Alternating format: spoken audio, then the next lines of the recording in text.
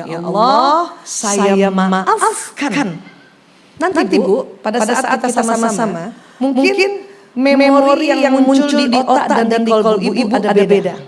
Mungkin ada memori pernikahan, mungkin ada memori remaja yang muncul nanti, mungkin ada memori masa kanak-kanak. Apapun yang muncul, Ibu lihat lagi.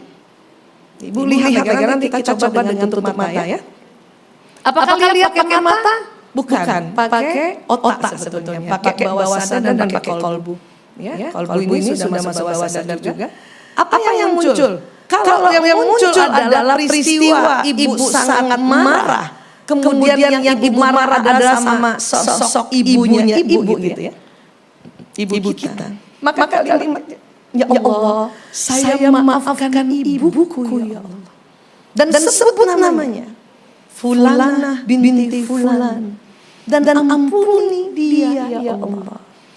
Tuntunan begitu, fa'fu anhum wastaghfir lahum, maka maafkan mereka dan mohonkan ampun bagi mereka.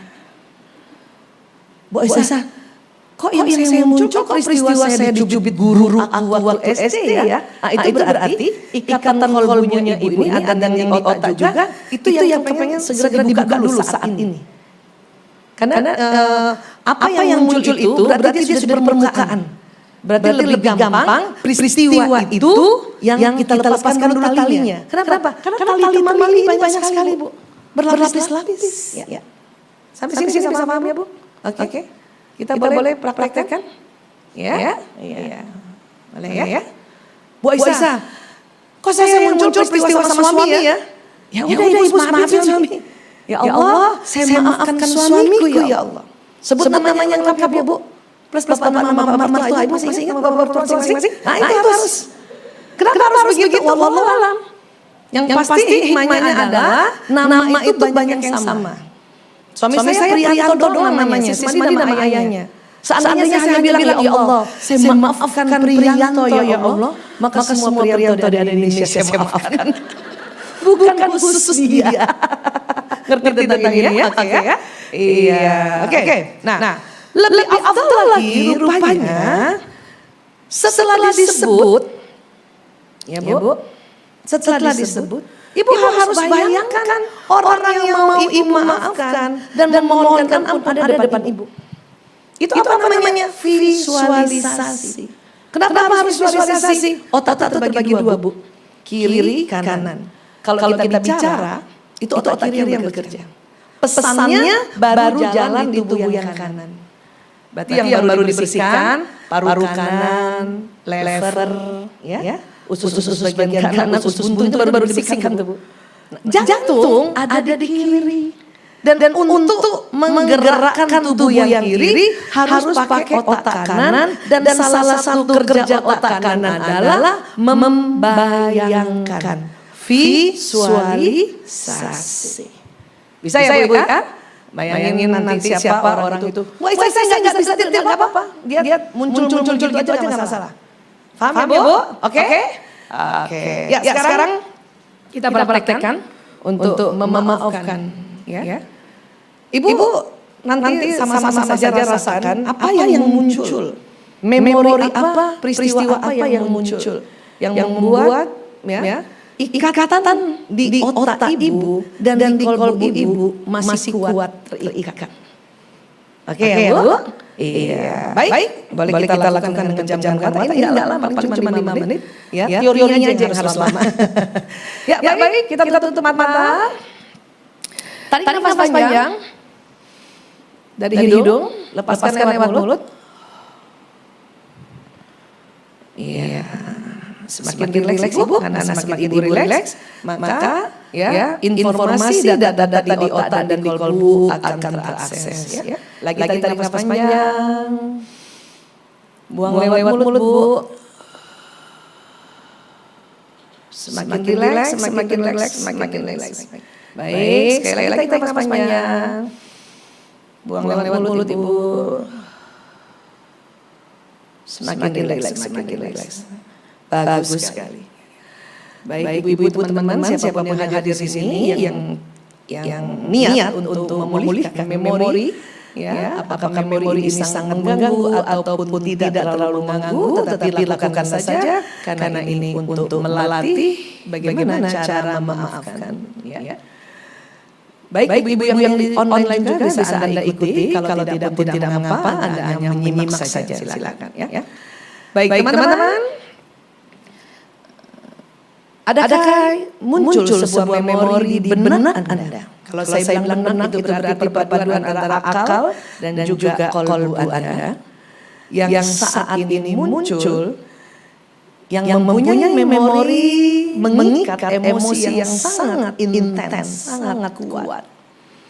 Apakah sangat sedih, sangat marah, sangat jengkel, sangat takut, sangat sombong terhadap sebuah peristiwa, apakah pekan ini, pekan lalu, bulan lalu, yang lalu. Rasakan atau Anda boleh niatkan, ya Allah saya niat memaafkan sebuah peristiwa.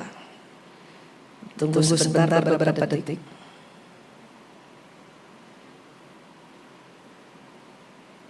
Atau mungkin peristiwa baru saja tadi pagi atau kemarin. Baik.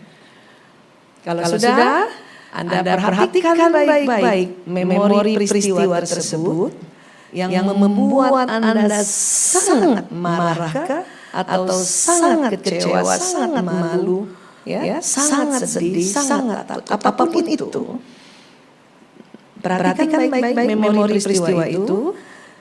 Adakah orang di dalam memori peristiwa itu yang menjadi pelakon sehingga membuat Anda mempunyai memori negatif?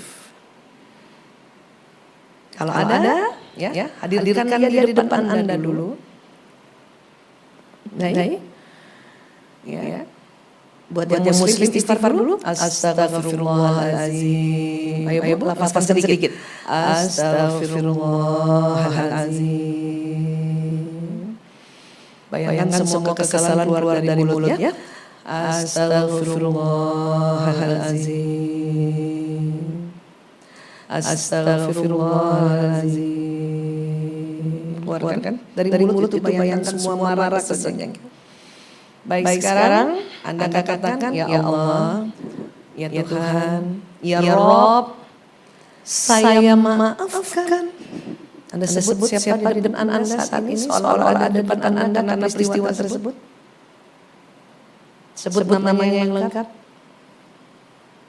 Dan ampuni dia, ya Allah. Lagi ya Allah, saya maafkan. Sebut namanya. Ampuni dia, ya Allah. Lagi ya Allah, saya maafkan. Ampuni dia, ya Allah. Apabila Anda melihat ada dua orang, Anda satu lagi, silakan. Ya Allah, saya maafkan. Satu lagi, mungkin ada lebih dari satu di dalam memori yang muncul ini. Yang membuat peristiwa ini kembali Anda ingat, mungkin lebih dari satu, Anda maafkan lagi yang satu. Tapi bila peristiwa ini tidak muncul orangnya, justru diri Anda sendiri, maka katakan, ya Allah, saya maafkan diriku, ya Allah. Sebut namanya. Sebut nama masing-masing. Seandainya peristiwa itu begitu. Dan ampuni diriku, ya Allah. Silakan diulang sendiri sampai 3 atau 5 atau 7 kali. Lebih baik ganjil. Pakai bahasa Indonesia boleh. Ya. Anda pegang jantung Anda, bagian dada. Sekarang Anda sunggingkan sebuah senyum. Anda senyum. Dan arahkan senyum itu untuk jantung Anda. Lebih tepatnya kolbu Anda. Anda bayangkan tadi ada gambar kolbu atau Anda pegang tadi. Anda senyum.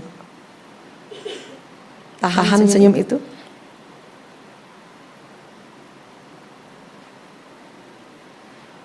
Anda boleh lagi sekali lagi mengatakan, ya Allah, saya maafkan. Sebut namanya.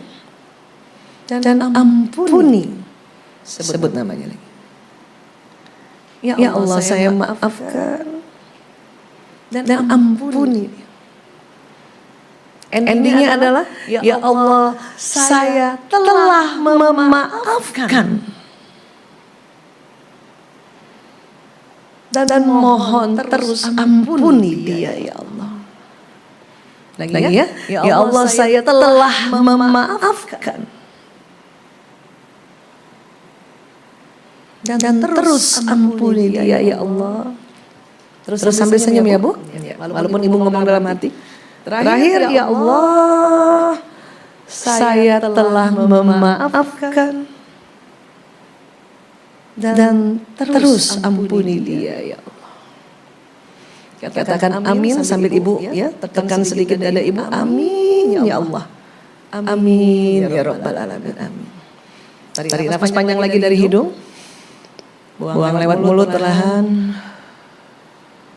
Lagi tarik nafas panjang. Buang lewat mulut.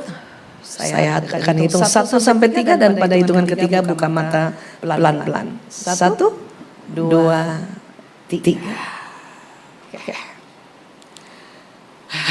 Alhamdulillah. Gampang ya Bu. Saya nggak rasa apa-apa Bu Aisyah, nggak apa-apa. Tapi tali di kolbu terutama ini mulai terbuka. Bisa jadi masih ada ikatan yang lainnya, tidak apa-apa. Karena memang hal-hal ini harus diulang.